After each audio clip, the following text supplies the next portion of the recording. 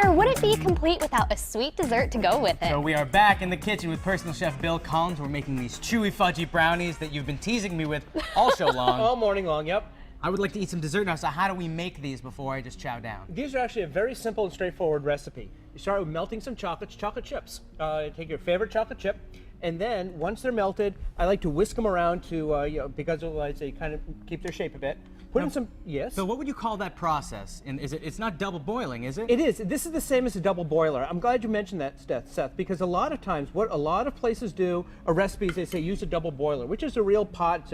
You put water in the bottom, another pot fits in right on top. But everybody has one of these at home just about, a stainless steel bowl and a pot of water. So you simmer it gently.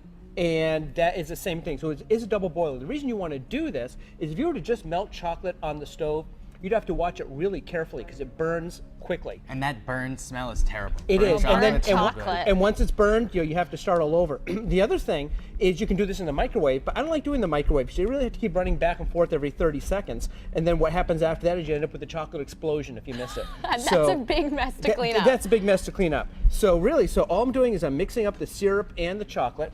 And now I've got some butter that I softened to room temperature and just put that in. And I'm going to actually use two things to mix this up. First, I'm going to start with the spatula just to mix this up. And you see from the warm chocolate which just came off the burner. It's melting the butter. It's melting the butter. That's exactly what's happening. So I want to get rid of some of the bigger pieces here. So this is a pretty low-calorie diet then, right, Bill? You know, chocolate, butter, I don't see in a couple of eggs, so it says healthy to me. Well, you know what? Everything in moderation. It is, and actually that's another thing. You'll see that the brownies are cut small. And usually when you go out, you see a big piece of brownie, and so, gee, isn't that awfully small? And it's such a rich, fudgy brownie. That's actually quite a lot. If you were to do that in the regular big brownie size, I think you'd probably tip over. A lot of people are so health conscious these days, but the fact remains, we were talking yesterday, for your digestive health, you need a little bit of fat every day at least. Absolutely. A fat-free diet, I think, is so hard to actually achieve, and why would you want to? If you have it in moderation, you'll be fine. So what I'm going to do now is just I'm putting in a couple eggs that I've beaten. So you beat them before you put them in the whisked chocolate? Yes. Now you don't have to. It just kind of saves a step and make sure that everything is incorporated.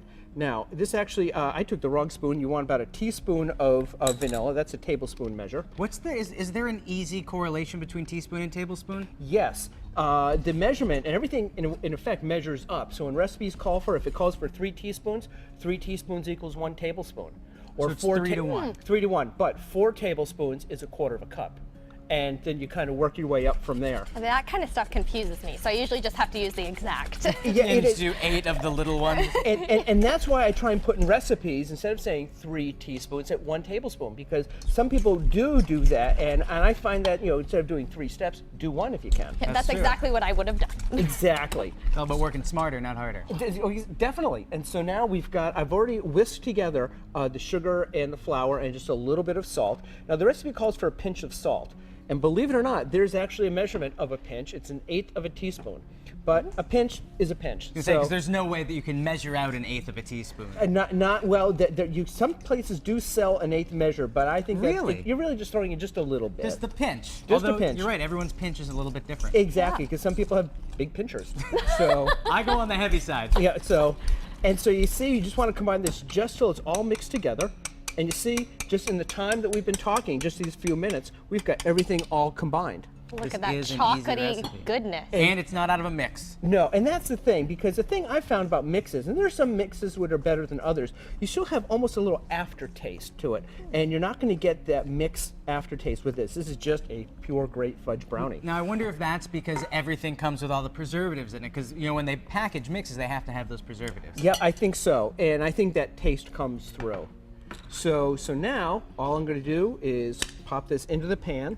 You had a really great trick earlier with the way that you lined the pan with butter. Yes, because what you want is what they call a greased pan. Now you can use something like a Pam spray, or since this does take an entire stick of butter, take the wrapper from the butter and just roll it around, smear it around the inside of the pan, and that's a way to grease the pan with the butter. And you would throw that wrapper out anyway, so you get just a little bit more mileage out of that butter.